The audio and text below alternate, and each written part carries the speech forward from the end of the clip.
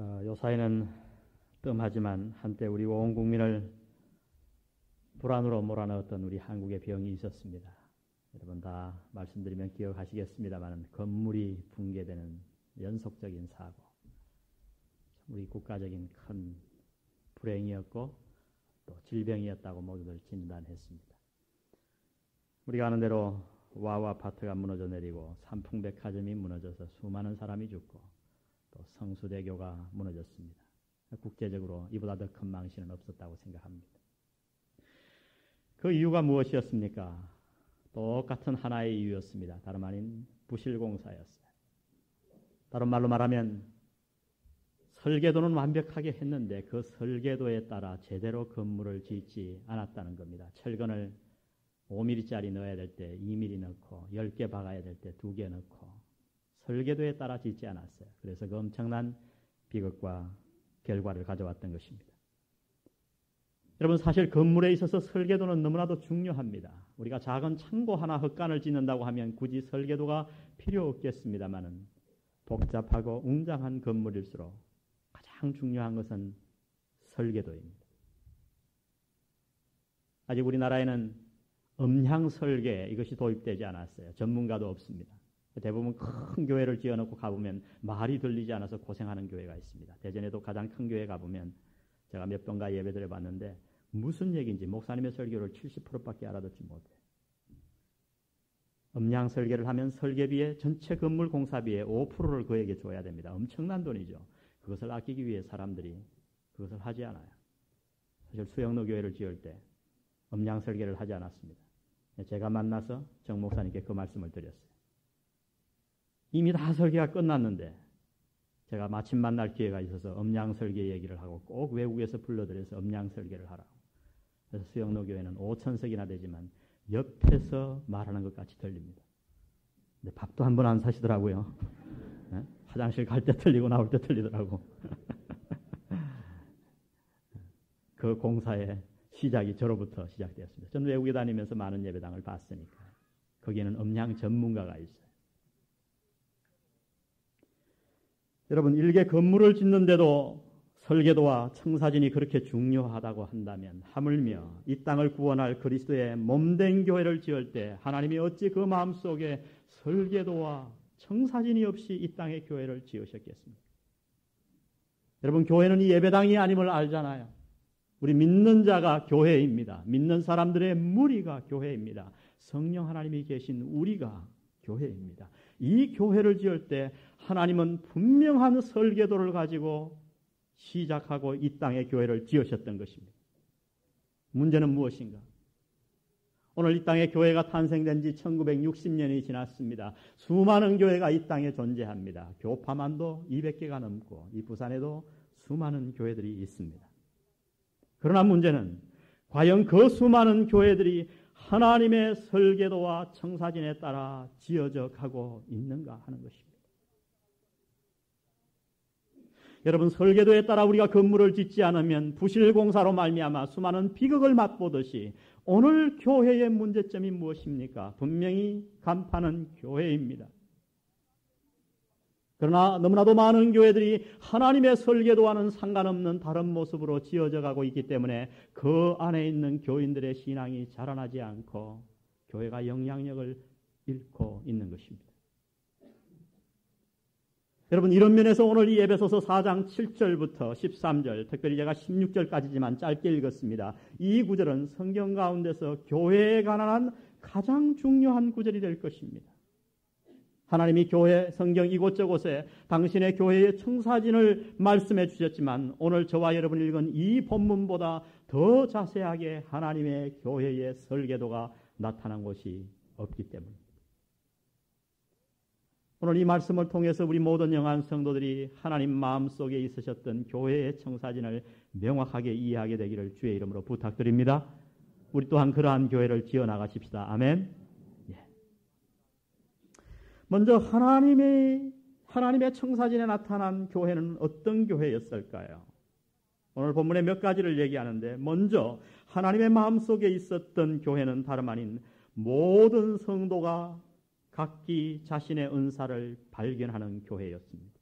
따라해 보겠습니다. 모든 성도가 자신의 은사를 발견하는 교회. 여러분, 이것이 너무 중요해요. 7절부터 10절을 다시 한번 보십시오. 우리 각 사람에게 그리스도의 선물의 분량대로 은혜를 주셨나니 그러므로 이러기를 그가 위로 올라가실 때에 사로잡힌 자를 사로잡고 사람들에게 선물을 주셨다 하였도다. 올라가셨던다 하였은즉 땅 아래 곳으로 내리셨던 것이 아니면 무엇이냐? 내리셨던 그가 곧 모든 하늘 위에 오르신 자니. 이것을 어떤 신학자들은 이러기를 엘리베이터 구절이라 그럽니다. 올라갔다 내려갔다. 또 어떤 분은 청룡열차 구절이다. 이게 올라갔다 내려갔다 하다 보면 정신이 없어서 이게 도대체 뭔 말 하는지 모른단 말이죠. 그 어떤 신학자는 앞에 서 있는 그 사람입니다.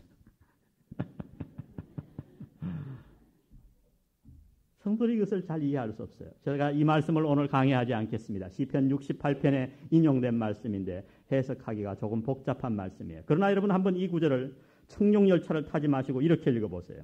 7절을 읽고 바로 10절 하반절로 제가 가보겠습니다. 우리 각 사람에게 그리스도의 선물의 분량대로 은혜를 주셨나니 그 다음에 10절 하반절에 이는 뭐 하려고요? 만물을 충만케 하려 하십니다. 우리 그렇게 한번 7절과 10절을 연계해 읽어보겠습니다. 시작. 우리 각 사람에게 그리스도의 선물의 분량대로 은혜를 주셨나니 이는 만물을 충만케 하려 하십니다. 이해가 되십니까? 청룡열차를 안 타면 어지럽지가 않죠. 다른 말로 말하면 하나님께서 우리 각자에게 은혜를 주셨는데 그 은혜란 뭐냐 하면 선물이에요. 은사예요. 하나님이 우리 각자에게 은사를 주셨는데 그 은사를 주신 목적이 뭐냐 하면 만물을 충만케 하려 함이라. 이 말씀이 뭘까? 에베소서 2장 23절로 돌아가 보세요. 우리 다 같이 한번 읽어볼까요? 2장 23절 시작. 교회는 그의 몸이니 죄송합니다. 1장 23절입니다. 시작.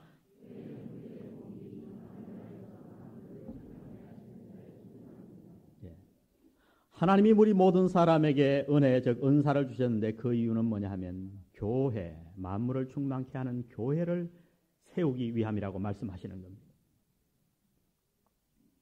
오늘 특별히 한국말 성경에 안타까운 번역이 하나 있는데 그것은 다름 아닌 7절 앞에 한 단어를 빼먹고 번역한 거예요. 여기에도 역시 에베소서 2장 4절 앞에 나왔던 그러나가 등장합니다. 그러나 우리 각 사람에게 은사를 주셨나니 은혜를 주셨나니. 왜 그러나입니까? 여러분 우리가 지난주에 설교 말씀을 기억합니까? 하나됨이었어요. 우리가 3절부터 우리가 너무나도 강조한 내용을 알 겁니다. 몸도 하나이요 성령이 하나이니 이와 같이 소망도 하나고 주도 하나고 믿음도 하나고 침례도 하나고 하나님도 하나입니다. 다 하나입니다. 그런데 7절부터 이렇게 얘기해야 합니다. 이게 다 하나지만 우리가 하나 되었지만 그러나 무슨 얘기입니까? 교회의 하나됨은 획일성의 하나가 아니라는 겁니다.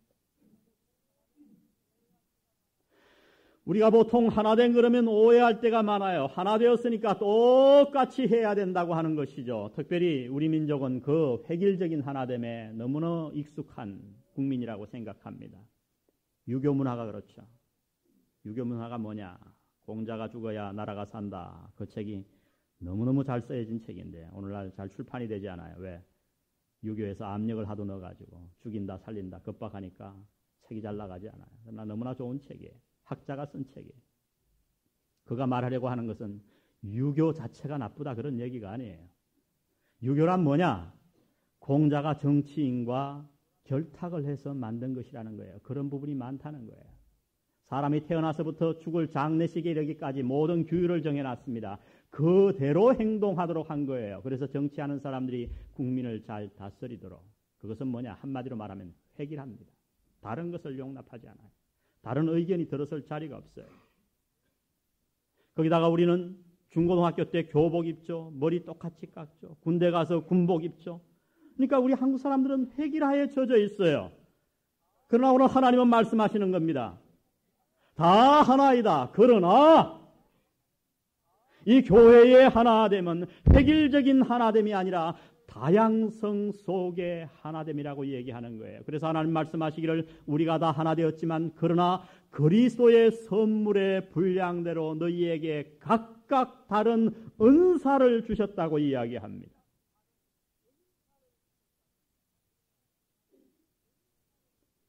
여러분, 은사에 대한 얼마나 많은 오해가 있는지 모르겠습니다. 우리는 그저 은사 그러면 병 고치는 은사, 예언하는 은사, 뭐 이렇게 신유의 은사, 오순절의 은사만 생각합니다. 그러나 성경 전체에서 은사에 대한 구절이 4구절 정도가 있는데 고린도전서 12장과 로마서 12장 숫자가 똑같아요. 12, 12. 오늘 이 에베소서 4장과 베드로전서 4장 4, 4 또 똑같아요. 하나님이 우리의 머리에 한계를 아시고 외우시라고. 그 모든 은사를 살펴보면 약 20가지가 되는데 중요한 것은 하나님이 그 20가지가 다다라고 말씀하시지 않았다는 거예요. 하나님이 우리에게 주신 은사는 너무너무 다양하고 많은 것을 강조하신 것입니다.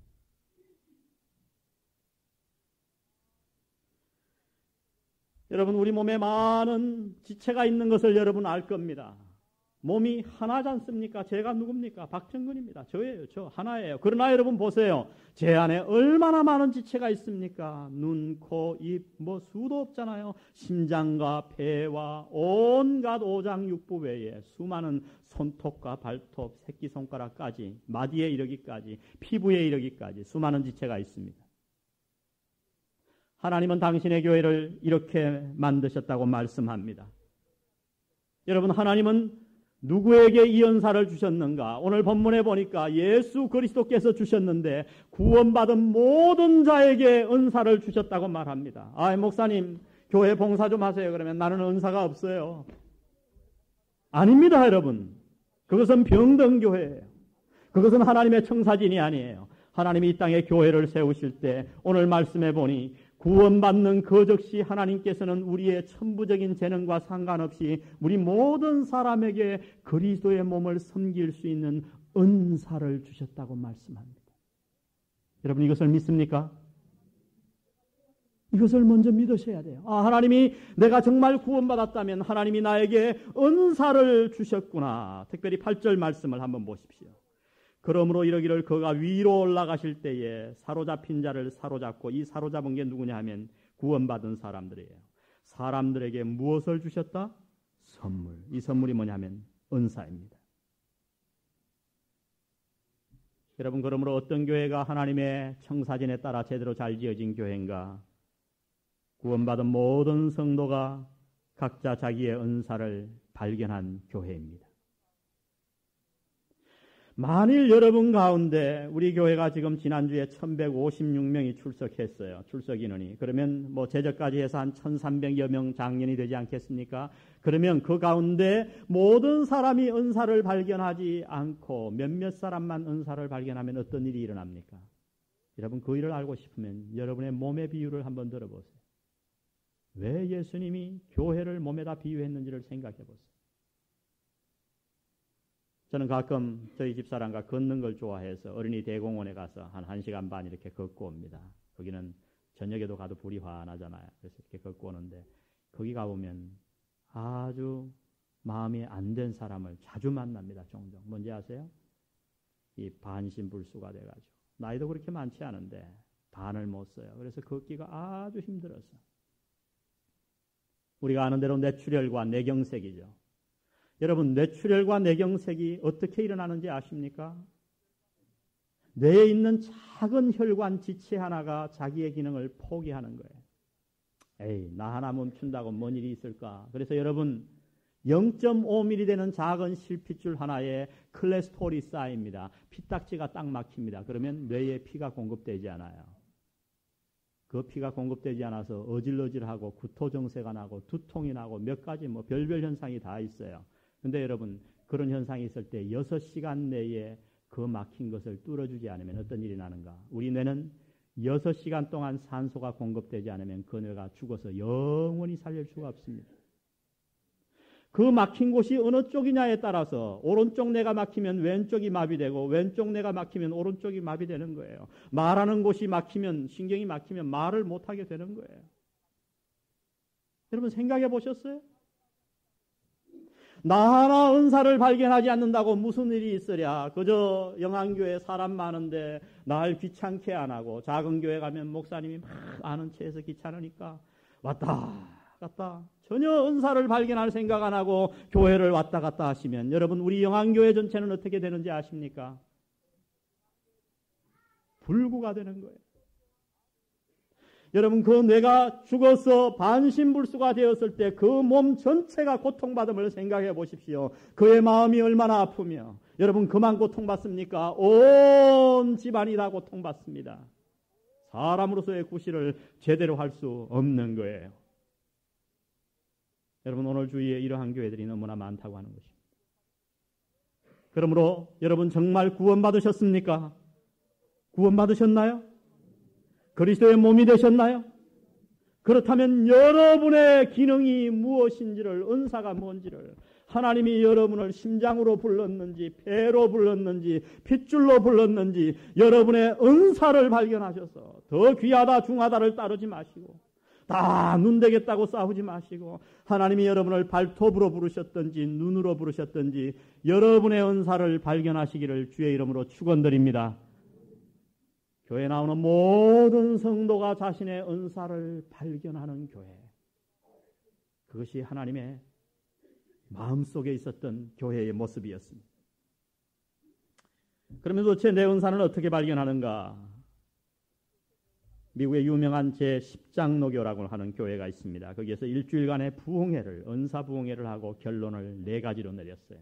어떻게 은사를 발견하는가? 먼저 첫 번째는 은사에 대한 올바른 이해가 있어야 된다고 하는 것입니다. 성경적인 이해, 은사가 뭐냐? 병 고치고 이런 은사만이 아니라 성경적인 올바른 이해가 있어야 돼요. 두 번째는 기도하라는 것입니다. 여러분, 은사를 모르시면 기도하십시오. 세 번째 중요한 것은 자신을 성찰하는 거예요. 내가 무엇을 하는데 기쁨을 느끼는가? 내가 무엇을 잘하는가? 좋아하는가도 중요하지만 잘하는 것도 중요합니다. 예를 들면 뭐 확실한 건지 모르겠습니다만 통계에 의하면 음치일수록 음악을 좋아한대요. 왜냐하면 부담을 안 느낀대요. 남이 부르는 거에 전혀 부담을 안 느끼니까. 나는 부르면 항상 즐거우니까. 근데 여러분, 내가 좋아하는 것만 은사로 해가지고 그런 분이 성가대 들어오시면 안 됩니다. 왜? 다른 모든 성가대원 지체가 고통받아요. 그러니까 내가 무엇을 잘할 수 있는가도 중요합니다. 자신을 잘 성찰하는 거예요. 마지막 방법이 뭐냐면 다른 그리스도인과 상의하라는 겁니다. 제가 요새 신학교 가겠다 그러면 야단쳐갖고 못 가게 합니다. 대부분. 왜? 요새 신학교에 신학생이 너무 많아요. 요새 목사들끼리 모이면 뭐라고 그러는지 아세요? 목회를 5년, 10년 해도 목회가 안 되는 사람들은 미국 같으면 어떻게 해요? 딱 목회 포기하고 다시 집사합니다. 그 다음 날로 집사예요. 근데 한국은 한 번 소명, 영원 소명이에요. 그 소명 그만두면 벌 받을 줄 알아서 계속 목회를 하는 거예요. 그래서 우리가 이렇게 얘기합니다. 아무리 봐도 쟤는 하나님이 안 불렀는데 지 혼자 나선 것 같아. 왜 그래요?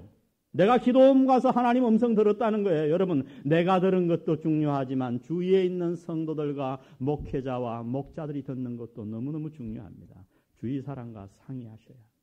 내 은사를 모르시면 여러분 목회자와 상담하세요. 주위의 성도들과 상담하세요. 집사님, 내가 정말 은사가 뭔지 고민하고 싶습니다. 정말 고민이 됩니다. 내가 집사님 보시기엔 내가 어떤 은사가 있다고 생각하십니까? 그리고 기도해 보십시오. 하나님이 여러분 모두에게 은사를 주셨다고 하는 사실을 믿으시기 바랍니다. 그리고 그 은사를 우리 모두 발견하십시다. 두 번째, 하나님의 청사진에 나타난 교회는 먼저 모든 성도가 각기 자신의 은사를 발견하는 교회일 뿐만 아니라 모든 성도가 자신의 은사에 따라 사역을 감당하는 교회입니다. 모든 성도가 자신의 은사에 따라 봉사의 일을, 사역을 감당하는 교회. 교회 일을 누가 해야 합니까? 즉 다른 말로 말하면 이 영안교회의 사역의 주체가 누구입니까? 여기에 대해서 굉장히 많은 오해가 있습니다. 특별히 11절, 12절을 잘못 해석해서 오해가 생겼어요. 11절을 보세요. 그가 혹은 사도로, 혹은 선지자로, 혹은 복음 전하는 자로, 혹은 목사와 교사로 주셨으니. 사도, 예수님의 12제자를 가리키는 말입니다. 오늘날에는 사도가 없습니다. 누가 만일 내가 사도요 그러면 여러분 그분을 절대 쫓아가지 마십시오. 그는 사도가 아니라 사기꾼일 가능성이 많습니다. 성은 똑같아요. 사자. 선지자로, 구약의 선지자를 이야기하는 겁니다. 오늘날에도 존재하지 않습니다. 성경이 쓰여질 때 하나님이 존재하셨던 사람들입니다. 오늘날 존재하는 것은 그 다음입니다. 복음 전하는 자, 이 누군가 이벤젤리스트. 오늘날로 말하면 빌리 그레함 같은 사람이에요. 우리 한국에는 이런 분이 드물죠. 빌리 그레함은 담임 목사가 아니에요. 이렇게 얘기하면 장로교에서 오신 목사님들이 깜짝 놀라요. 왜? 한국에는 담임 그러지 않으면 알아주질 않거든요. 빌리 그레함은 담임을 하지 않고 복음 전도만 하러 다녀요. 우리는 어떻게 합니까? 담임도 해야 되고 부흥회도 지난번에 보니까 96번을 1년에 나갔대요. 일주일에 2번씩 나간 거 아닙니까?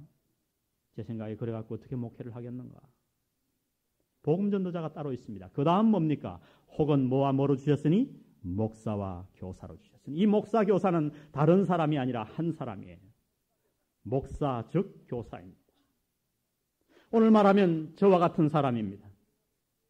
분명히 교회 안에 여러분 은사를 주셨어요. 우리 모두가 다 교회의 주체지만 특별히 귀중한 여러분 목회자를 위해 기도해야 됩니다. 이런 설교를 할 때마다 저는 어려움을 느낍니다만 제가 담대함으로 선포하기로 했습니다. 여러분 교회 안에 이 목사가 참 중요합니다. 가르치는 목사가 특별히 중요합니다. 왜? 하나님의 말씀을 여러분에게 풀어 가르치고 목양해야 하기 때문입니다. 근데 그 목사와 교사를 주신 이유가 뭐냐? 12절을 다 같이 한번 읽어보겠습니다. 시작. 이는 성도를 온전케 하여 봉사의 일을 하게 하며 그리스도의 몸을 세우려 하십니다. 목사를 주신 이유가 뭐냐? 12절에 의하면 세 가지 한국말 성경은 나타납니다. 첫 번째는 성도를 온전케 하고, 두 번째는 봉사의 일을 하게 하고, 세 번째는 그리스도의 몸을 세우려 하십니다. 여러분, 이 번역의 잘못됨 때문에 오늘 교회가 병들었어요. 그래서 여러분, 저와 성경 공부를 좀 오래 하신 분은 성경이 바뀌어져 있을 거예요. 뭐라고 바뀌어져 있어요? 안 바뀌어져 있어요? 예, 하여. 이는 성도를 온전케 하여. 한국말 번역의 성경은 영어 성경의 잘못된 번역을 그대로 갖고 온 겁니다. 콤마를 다 넣었어요. 근데 이 콤마가 헬라어의 잘못된 번역이라는 것을 최초로 발견한 사람이 알미티지 라빈슨이라고 하는 사람이에요. 여러분, 사탄은 굉장히 교묘해요. 이 성경 번역을 잘못하게 함으로 오늘 교회가 하나님의 청사진대로 지어지지 아니하고 정말 병든 교회로 지어졌다는 거예요. 무슨 얘기냐면 이 한국말 성경대로 말하면 교회의 봉사의 주체가 누구냐 하면 목사입니다. 제가 이미 비유로 말씀드렸어요. 약 6년 전에 국민일보 전체면에 제 기사가 실렸더랬습니다. 알는지 모르는지 모르지만 제가 선전을 안 해 그렇지. 제가 그때 이 구절을 해석했어요. 영안교회 목회 철학이 뭡니까? 그랬을 때 제가 이런 비유를 들었어요. 한국말 성경에 의하면 운동 경기 시합으로 말하면 선수가 누구냐? 선수가 목사예요. 그러면 교인은 뭐냐? 관객입니다. 관중입니다. 여러분, 관중이 오늘날 어떻게 합니까? 돈만 내고 입장료 내죠? 들어올 때 뭐 내고 들어오셨죠, 여기? 그 다음에 앉아가지고 선수가 잘하는가 응원을 합니다. 그러다가 선수가 잘 못하면 어떡합니까? 야유를 보내요. 그리고 훈수까지 둬요. 야, 최영표, 뭐 이영표입니까? 이영표, 오른쪽 폈다, 오른쪽 패스하라고 막 관중이 소리를 지릅니다. 그렇게 야유하고 응원하는 동안 선수들은 죽으라고 뜁니다. 여러분, 과거 우리 한국 교회의, 아니 오늘날의 교회의 모습을 보십시오. 선수는 누굽니까? 사례비 받는 목사와 전도사입니다. 교인은 관중입니다. 우리 할 일 아니라는 거예요. 어느 정도 일을 하고는 그건 우리 할 일 아니라는 거예요. 그래서 전화를 합니다. 목사님, 이 집사가 삐졌대요. 그러면 담임 목사가 죽으라고 신방 갑니다. 마침 잘 상담했더니 그 이 집사가 돌아왔어요. 그러면 할렐루야, 역시 우리 목사님 능력 있어. 박수를 쳐줍니다. 근데 가가지고 상담을 했는데 삐진 이 집사가 교회를 안 나왔어요. 그럼 뭐라 그럽니까? 삐진 거 알려주고 가서 상담하라고 다 알려줬는데 가가지고 기껏 하는 일이 교회도 안 나오게 했다고. 선수 갈아치워야 되겠네. 교회 모습 아닙니까? 여러분, 이것은 잘못된 번역이에요. 하나님의 청사진에 있는 번역은 어떤 건가? 이미 여러분 다 적었습니다만 이렇게 읽어보세요. 이는 성도를 온전케 하여 봉사의 일을 하게 하며. 여러분, 그럼 목사의 할 일은 뭡니까? 성도를 온전케 하는 일. 봉사의 일은 누가 합니까? 성도가 하는 겁니다. 그래서 결과적으로 어떤 목적입니까? 그 결과 그리스도의 몸 교회가 세워지는 겁니다. 두 번째 중요한 오해가 있습니다. 이 본문 가운데. 봉사의 일이 뭐냐 하는 거예요. 그래 맞아. 봉사의 일은 성도가 하는 거고 사역은 하나님이 목사님이 하는 거지. 목회는. 그래서 어떡합니까? 여전도에 밥하는 거, 안내하는 거, 주보 나눠주는 거, 이 봉사의 일은 다 성도들이 해요. 여러분 여기에 있는 봉사의 일은 그런 일이 아니에요. 놀랍게도 헬라어를 연구해보니 ministry, 여러분 영어로 미니스터가 뭔지 아세요? 목사예요. 목회의 일, 사역입니다. 사역을 누가 해야 되는가? 성도가 해야 된다고 성경은 가르쳤어요. 하나님의 청사진이에요. 여러분 이 박 목사가 괜히 여러분 제자 훈련 받으라고 그렇게 복가치는지 아십니까? 왜 사역 훈련 받으라고 여러분에게 그렇게 이야기하고 다 목장을 맡아 사역하라고 전도하라고 구원해내서 그 영혼을 양육시키라고 그렇게 하는지 아십니까? 여러분 제 목회 철학이 아닙니다. 하나님의 청사진에 있었던 이야기예요. 여러분 이런 면에서 저는 8년 동안 너무나도 외로운 길을 걸어왔습니다. 그러나 이제는 우리 영안교회는 많이 하나님의 청사진에 가까워졌다고 생각합니다. 왜냐하면 수많은 평신도 사역자들이 생겨났어요. 그래서 제가 내년에는 목장 이름을 아예 요새 여러 가지 목장으로 부르니까 복잡하잖아요. 줄의 삼녀 어떤 데는 또 내생의 봄날 별 목장이 다 있어요. 하여튼 제가 안 되겠다 싶어서 내년에는 이렇게 하려고 합니다.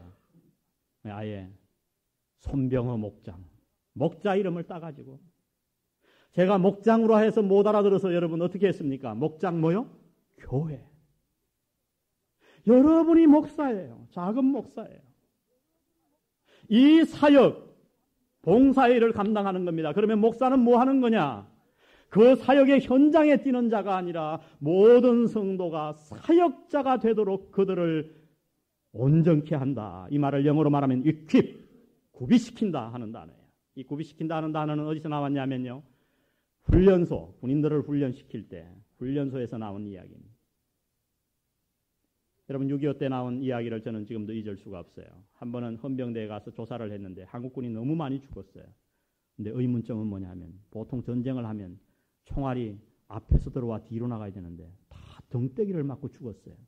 너무 신기해서 조사를 나가봤더니 뭔 일이었냐면 이 PRI 교육을 안 하고 전쟁이 급하니까 막 민간인을 그냥 투입시킨 거예요. PRI가 뭔지 아시죠? 피가 나고 알이 배고 아이고 소리가 나요. 엎드려 총. 여러분 돌격이 어려워요. 돌격 그러면 그때는 뭘 쏴야 되냐면 하늘을 향해서 공포탄을 쏴야 돼요.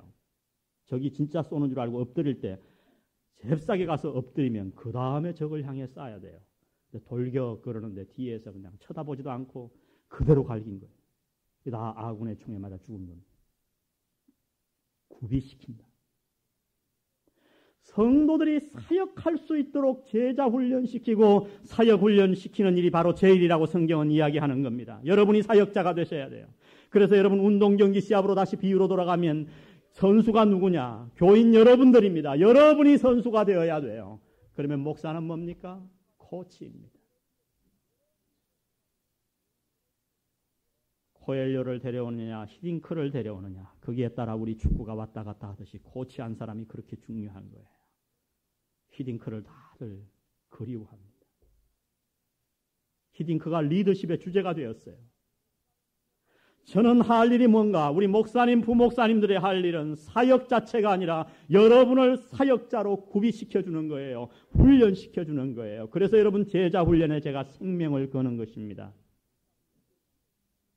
제가 내년도에 4번을 여러분들을 위해 사역훈련의 시간을 내기로 했습니다. 사역훈련 2번, 목자훈련 2번. 그 다음에 우리 모든 목사님들은 제자훈련을 한 반씩 맡아서 10반을 만들기로 했어요. 100명을 모집할 겁니다. 과거에 이치훈련을 받은 분들이 있는 줄 압니다. 그러나 제가 평가해 볼 때 대충 받은 분들이 반 이상이에요. 여러분이 하나님 앞에 물으셔서 내가 받은 훈련이 제대로 되지 못했다고 생각하면 제자 훈련부터 다시 받으십시오. 여러분 그건 부끄러운 일이 아니에요.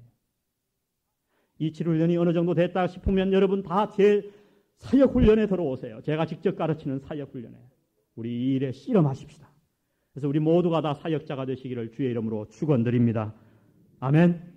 이것이 하나님의 마음에 있었던 놀라운 청사진의 교회입니다. 모든 성도가 자신의 은사에 따라 사역을 감당하는 교회. 마지막 세 번째는 하나님의 청사진에 나타난 교회는 어떤 교회인가? 모든 성도가 그리스도의 분량에 이르기까지 성숙하는 교회입니다. 모든 성도가 그리스도의 장성한 분량이 충만한 데까지 성숙하는 교회입니다. 우리 13절을 다 같이 한번 읽어보겠습니다. 시작. 우리가 다 하나님의 아들을 믿는 것과 아는 일에 하나가 되어 온전한 사람을 이루어 그리스도의 장성한 분량이 충만한 데까지 이르리니.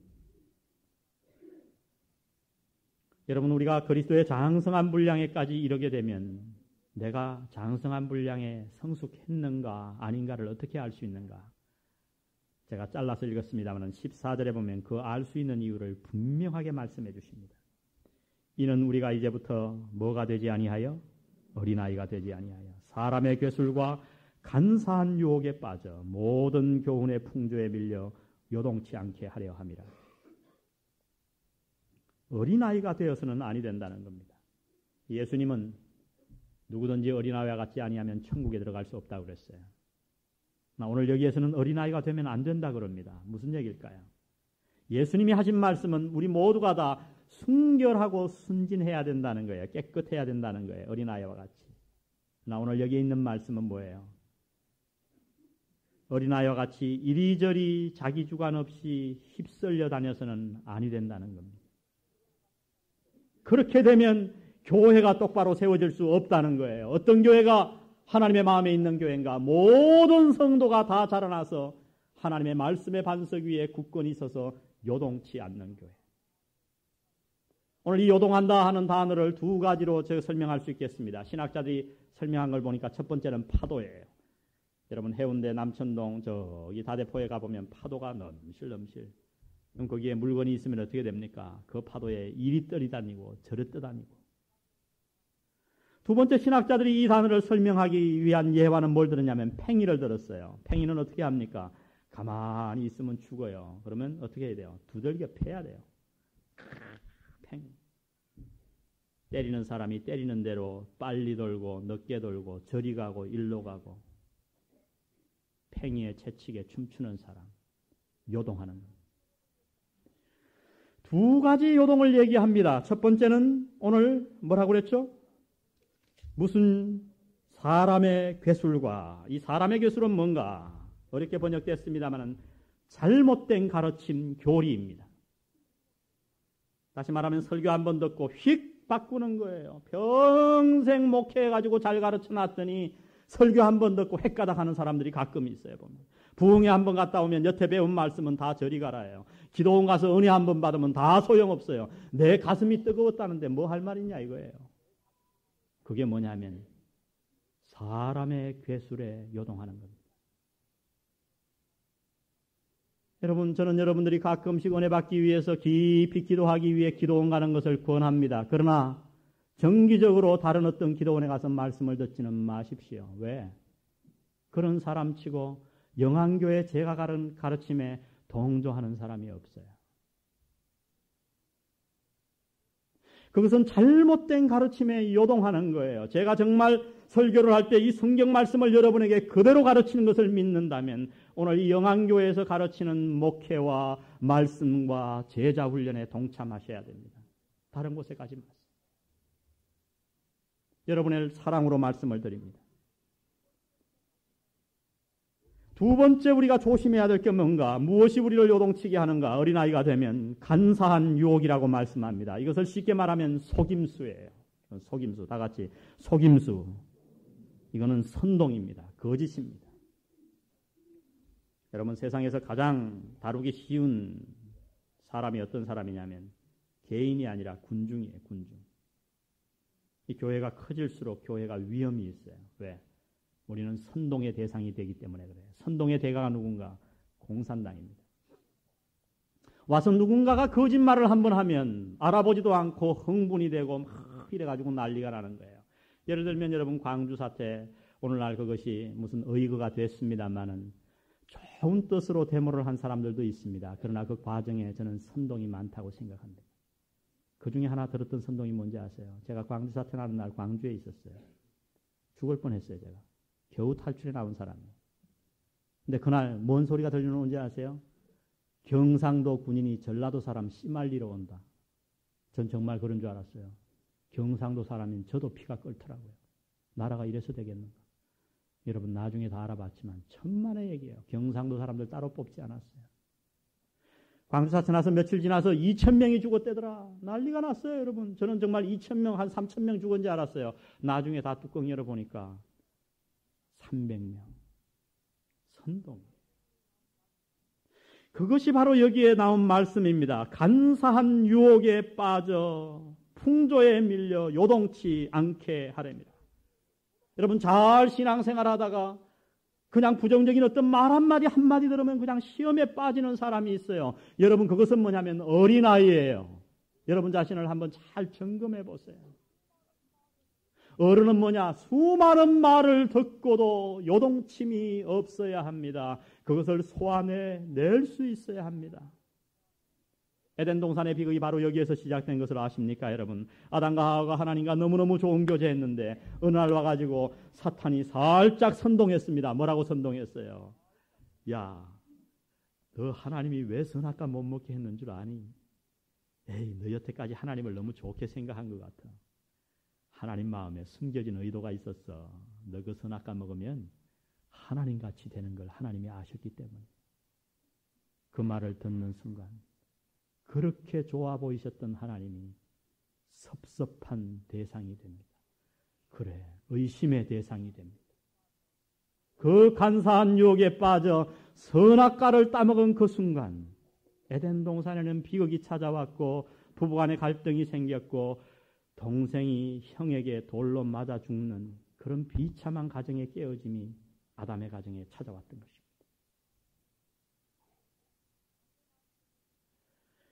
하나님의 마음속에 있었던 교회는 무슨 교회인가? 청사진은 어떤 청사진인가? 여러분 다른 것은 몰라도 오늘 이 세 가지 큰 기둥을 마음에 꼭 신고 돌아가십시오. 영안교회는 이런 교회가 되어야 돼요. 여기에 구원받은 모든 성도가 하나님 앞에 다 자기의 은사를 발견하는 교회가 되어야 합니다. 아멘. 그리고 그 은사에 따라 여러분이 목사가 되셔서 저는 정말 꿈이 그거예요. 이렇게 불러주고 싶어요. 전복현 목사님. 목사같이 거룩하게 계시잖아요. 정말 제 마음엔 그런 마음이 있어요. 목자 한 분 한 분 훈련받은 분들에 대해서. 저는 그저 여러분을 훈련시키는 코치고 이 일은 누가 합니까? 여러분 코치는 잘 하지 못해요. 사실 왕년에 잘했지. 여러분이 사역하셔야 돼요. 받은 은사에 따라 허드렛 일이 아니라 사역을 감당하는 거예요. 그리고 그로 말미암아 우리 모두가 다 풍조에 밀리지 아니하고 그리스도의 장성한 분량에까지 자라는 교회가 되기를 주의 이름으로 축원드립니다. 아멘. 우리 한번 기도하시겠습니다.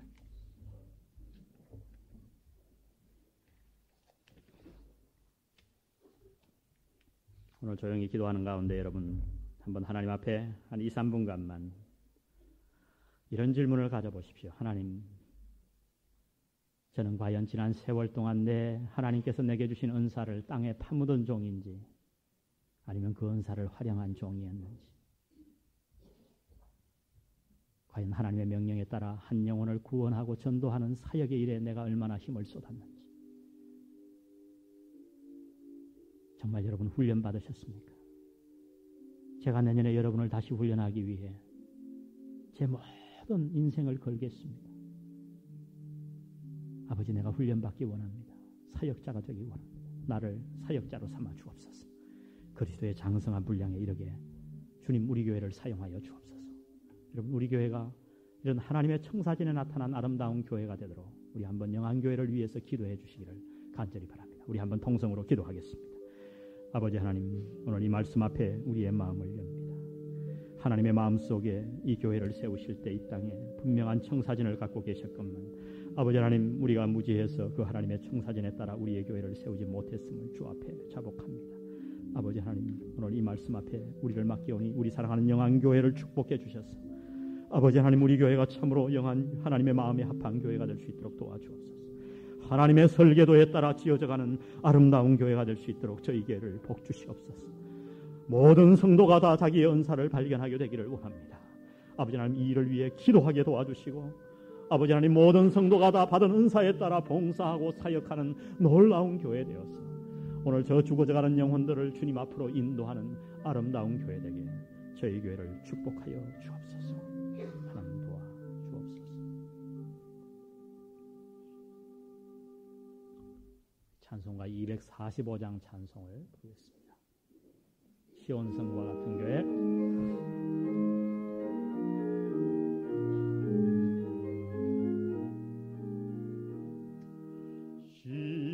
시온성과 같은 교회, 그의 영광 한없다. 허락하신 말씀대로 주가 진히 세웠다. 반석 위에 세운 교회, 흔들 자가 누구랴. 모든 원수 애워싸도 아무 근심 없도다. 생명샘이 흘러나와 모든 성도 마시리. 언제든지 솟아나와 부족함이 없도다. 이런 물이 흘러가니 목마를 자 누구랴. 주의 은혜 풍족하여 넘치고 더 넘친다. 주의 은혜 내가 받아 시온 백성 세상 사람 비방해도 주를 찬송하리라. 세상 헛된 모든 영광 아침 안개 같으나 주의 자녀 받을 복은 영원 무궁하도다.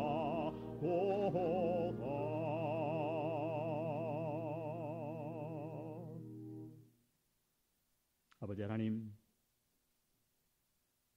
우리 교회가 하나님의 마음에 합한 하나님의 설계도대로 지어지는 교회 되기를 원합니다. 저희 모든 사람이 하나님 앞에 받은 은사를 발견하게 하시고 그 은사에 따라 사역을 감당하는 당신 앞에 다 사역자 될 수 있도록 축복하여 주옵소서. 헌금 드렸습니다. 우리에게 주신 모든 축복이 다 하나님께로부터 온 것임을 믿어 내 노력의 결산인 아름다운 귀한 물질 드렸사오니 주님, 이 물질 하늘 창고에 쌓아 주옵소서. 이제는 우리 주 예수 그리스도의 은혜와 아버지 하나님의 극진하신 사랑하심과 성령님의 감동 감화하심이 오늘도 하나님의 뜻대로 내 마음의 성전과 영안교회를 건축하기를 소원하는 사랑하는 영안 성도들 머리 위에 영원히 함께 하시기를 예수님의 이름으로 간절히 축원하옵나이다. 아멘.